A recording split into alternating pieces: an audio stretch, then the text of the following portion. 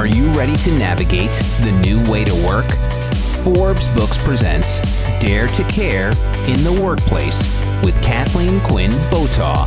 Here's Kathleen. I am so excited today because I get to introduce you all to Sam Reese, who is an amazing leader, CEO of Vistage International, the world's largest CEO coaching and peer advisory organization. He's a friend, a mentor, and an amazing leader. Welcome to the show, Sam. Thanks, Kathleen. That was way too nice of an introduction, but it is sure a pleasure to be with you. So happy you're here. There's so much to talk about. Let's start with kind of how you started.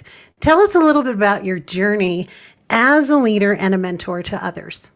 It is sort of strange when I heard that question, and as I thought about it, it's really interesting. For me, I was an athlete in college. I was the captain of the team, University of Colorado, track and cross country. All I ever wanted to do was be the fastest 5,000-meter runner in the world. And when that all ended, when I was about 22 years old, I had to get a real job. And I got a job.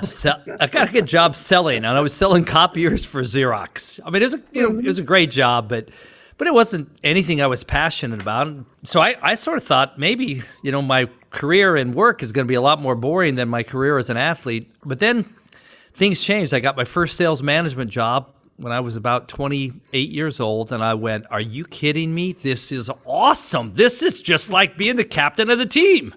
Mm-hmm. So that motivated me more than anything I finally found my calling. My calling was leading, at that time, sales organizations. And then I think my journey moved on from that. And I would say sort of the highlight of when I think about where I am today and how I connected with Vistage is that I was running a sales training company, my first CEO position back in 2000. And about 2 years later, I realized that I sort of stunk at it. All I ever wanted to do was be a CEO. That's all I ever wanted. And I stunk, and I went out and I flew to San Francisco, met with the board, told them I was resigning because I'm not good at it. And they're like, no, you are good. We like you. You just need a little bit of help. And that's when I was introduced to Vistage way back in 2002. And it changed everything. And to this day, you may have heard me say this, but to this day, the gentleman who was the chairman of the board, he actually believes I was just negotiating. He really believes that I had no intention to quit. I was just negotiating because I did leave that day with a bonus I never counted on. But it was because I thought I stunk. But it ended up being a great connection, and Vistage has been a great experience as a member and now as the CEO. That's awesome. How much was being an athlete, and you were, an all-American athlete, you weren't just an athlete, you were top 1% of all college athletes. So how much did that prepare you for where you are now, that kind of competitive spirit? I think a lot. I think when there's really not a day that goes by that I don't think about that part of my life, and maybe it's because it ended abruptly with an injury. But I think the resilience that it brings, the lessons, that I learned. I mean, I had a great saying a coach gave me. Strong is he who lets his actions control his thoughts. Weak is he who lets his thoughts control his actions. And so I think about that every day. And what it really meant is figure out, what you got to get done and just get it done. Like actions. And then once you start doing it, you're going to be energized and excited. And I feel that every day, I really feel that same energy here at Vistage. But that part of it, and I think learning to really work with a team. You got to still perform yourself, but work with a team. Those are all great experiences as an athlete. Now, there's a lot as an athlete you get dysfunctional. Like the things I had to improve on is you get really selfish, you get an ego, and those are the things that I've had to get better at over the years that don't translate into being a good leader. Mm-hmm, mm-hmm. I think it's funny that you really think you stunk as a CEO when you were with Miller Hyman. Why did you think you stunk? Tell us more about that. Well, I did. Well, I started off the first year in just a bang. I knew all sorts of people from my existing career, big companies, signed deals, things are going great. And then 9/11 hit. Yeah. And we were really exposed with a lot of .com businesses and a lot of customers. And so I made a couple of foolish mistakes, some pricing issues, some account management, just a couple of things that had us really flatlining. I mean, that's the best way I would put it. I didn't know anything about Vistage, Kathleen. So imagine I'm just sitting in my office in, Reno, Nevada, not a really exciting place, and try to figure out how I turn things around. And I spun in my head finally and said I got the courage to fly out and quit because I really didn't think I was taking the company in the right direction. It was my first Vistage meeting soon after. They asked me a really difficult question, and the question was just around my executive leadership team. I remember that. And so they made me look a deep dive into that, and that's where I realized I had to make changes because I had a belief before that they could be okay, but if I'm great, we'll still be fine. The executive, I just have to be great instead of going, wait, I can't do this by myself. And that was the big epiphany that really changed as the leader. Awesome. And, you talk about mistakes.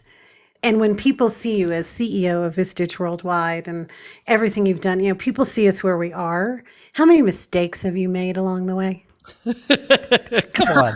Oh, I don't know. Today, big mistakes. And it's funny because I probably, like a lot of leaders, I learn best when I make mistakes. Those are the things that really hit me. But I think when I look back at where I made so many mistakes, or the ones that I think, there's a few themes. I think early on in my career, I think that I was prone to a little bit of confirmation bias. I would get something in my head, I would believe it, and then I would search out people that also believed it. And then I'd be like, oh look at, yeah, they all think the same thing as me. Well, of course, because I'm calling people that I know agree with me. Mm-hmm. That was one I had to get over. And then I think the other one, when I think about some of the mistakes I made early on, is and even in some I've made now, is sometimes you get in a pattern of believing every decision has a right answer and a wrong answer, and it's not true. Like sometimes there could be 5 right answers, and so I've taken too much time on some decisions, worried about getting the right or the wrong, rather than realizing that 99% of the time it's the one you go with is the one you're most committed to, and it's going to end up being successful. But that's where I would look at my pattern of mistakes. I think they fell under those 2 categories. I really try and improve on that. Well, that confirmation bias is really interesting. I call it when leaders believe their own press. Like they just believe whatever anybody's saying, and they just move in that direction versus seeking out the opposite information to be well informed, because the best business decisions happen in shades of gray. You're so right about that. And sometimes, to your point though, it takes a little maturity to get there, right? Because sometimes before you can take that feedback, and it's not always taking the feedback in a way that makes you lose your confidence, but a feedback where you're like, just confused. What decision do I make? I do this, I do that. Instead, I think that over time, being able to listen to everything and then synthesizing it. Now one of my spider senses is if anybody's trying to sell me too hard, and remember, I started as a sales guy. If anybody's trying to sell me too hard on that idea, I always push back a little bit. I'll think about it a little bit. But we just have to be more discerning. And it's something I try and do every day, is just be more discerning. Mm-hmm. Well, you mentioned when you were at Miller Hyman, you led through 9/11, and certainly where the world is today is a little, let's say it's a little challenging, to be the most positive phrase I could give it. How do you lead through these remarkable times in our world history? How can you help people who are listening be the best version of themselves for their people?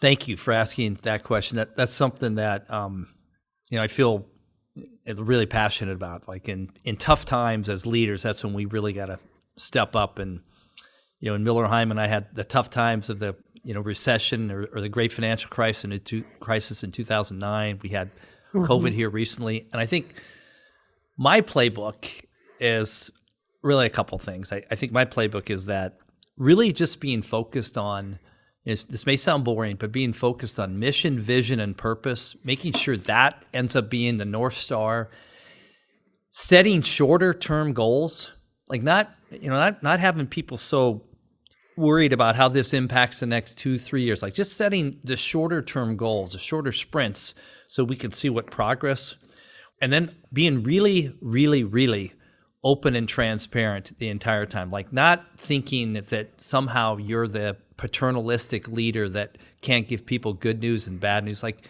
you got to give people the news, what's going on, what we're struggling with, what challenges we have. And then what I found, it almost actually feels magical. What I found is when you do that and you leave the door open for all sorts of great perspectives and feedback to come your way, ideas start emerging, and coworkers and customers and partners start jumping in the game, helping you out as well. And you just, you get this collaboration that's, it's actually, even in difficult times, it's really fun and really inspiring. During COVID, it was incredible to watch our partners, that being our chairs, people that lead the groups, our speakers, people like you, our members, all come together. It was really a blast as we navigated through it and, just got tighter as a group. Well, transparency equals trust. The more you can share with one another, the more you can talk about the good, the bad, the ugly, as I put it, the more you build, the foundation of the team. So that's so important. There's so many leaders out there that I know Vistage wants to help. How can they get to that place where they trust the transparency with their people? It's a very difficult place to get to for many leaders. It is. One of the things I would say is that if you have a commitment that there's only one story, and I tell people, I joke and say, I just like one story and that's the truth because that's all I can keep track of. But when you make that commitment to one story, I'm not going to talk one way with customers, I'm not going to talk one way with members, customers, et cetera, then it drives you to that. So I think that's a starting point. But I really believe, this may sound trite, but it really starts with respect for the individual. Like the number one principle in our company, number one principle that, I learned in my career from great companies, I borrowed it from them, is respect for the individual. We owe it to everybody to let them know what's going on, to get their feedback, to make everybody feel like they could have input in what's going on, what's not happening. And that when it comes to respect for the individual and feedback and all of those things that people can contribute to, there's no hierarchy on that. There's no just talk to my executive team and listen to them. And I got to go everywhere. But I feel like that's what it takes. And you're right. It can be a leap. I say it now like it's second nature, but it certainly wasn't that way for me earlier on in my career. I can tell you, I really thought I had to shape things for everybody and keep it all together rather than letting people know what was going on. Yeah, I call it the hero principle. You have to be the hero, right? And sometimes the answers are within your team. In fact, you're speaking to a reformed hero principle guy, because even I tell people laugh at this. Even when I first started Vistage, way back in early 2000s, I didn't tell people in my company for about a year or so that I was in Vistage because I loved the juice of coming in and I got an idea and people go, where is this guy coming up with it? That's incredible. I was coming up with it through my Vistage group, but I wanted people to think it was me. So I needed to be a little bit deprogrammed, but that is the truth. Well, I like deprogrammed Sam. It's really great. We're going to call you deprogrammed Sam. I still need some deprogramming, you'll find, but that's definitely an area I was deprogrammed. Well, I think that's, understanding that we as leaders are always a work in progress versus we've arrived. We are such a work in progress. And when we finally get, I feel like when you finally really start making progress is when you can somehow, and it's been a struggle for me, but to somehow push your ego aside, like just push that aside and try and search for what's best for everybody and just kind of continue to seek to understand that. That's when you start to make progress. But even if you feel like you're getting better and that ego's in the way, God, that's makes you do foolish things. Yes, I agree. One of the things you've taught me over the years is when you make decisions, make sure it's in the best interest of all parties. Yes. So can you share your wisdom about the best interest of all parties? How do you manage that need for everybody in a decision-making process? Well, it's something that you're right is really complex, but how I think about it is every decision for me always starts with our customers and our people. Right? And in my world, when I say customers, I say customers, people, and partners, our chairs as well, it's got to start with that. Like, what is it that we're trying to deliver that's valuable to our members? What are we trying to do to support our chairs? So we have to stay in alignment with that. And I always feel like the best CEOs, the ones I learned from, are the ones that were always really, really close to customers. So I think it starts there. The second part is that I say, and I've tried to help. I say help only because my mistakes in the past. I've tried to speak with a lot of other CEOs, especially ones that have really, really challenging boards, to say you can't think that it's about you building your relationship with the board. Whenever I hear building relationships it's about you building relationship with your customers and your partners and your people. So if you start trying to build the relationship with the board, everybody at the board will love you, and you'll have all sorts of great things happening there, but you're going to fail as a leader because success happens with delivering with the things your customers want, your partners want, and your people want. And that's where I find as CEOs we can be dysfunctional, is believing that somehow managing those board relationships are going to help you drive the business. So I think that's it. And then some of the things we talked about in knowing that as we move forward on any decision, we're going to be transparent. One of the things I tell my executive team is I say, when we're having meetings, if somebody is listening to us right now, if it's a meeting, I would never be worried about that. If it's a meeting where I was worried about that, we're doing something wrong. So if a customer, a partner, a speaker was listening to our meeting right now and we didn't know, would we be comfortable with that? If the answer is no, we got to talk about it and say, let's listen to the decisions we're making, because there are people that we're not acting in the best interest of. It makes it hard, but that's how I like to think about those difficult decisions. It's going to be transparent. It's going to see the light of day, every one of them. That's awesome.